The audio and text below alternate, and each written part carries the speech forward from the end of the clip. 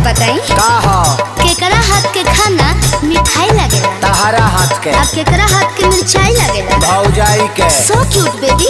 एक और बात बताइए, बैंक बैलेंस कमा के किसको देना है? आपको। और किसको बताना नहीं है? बाप को। यस।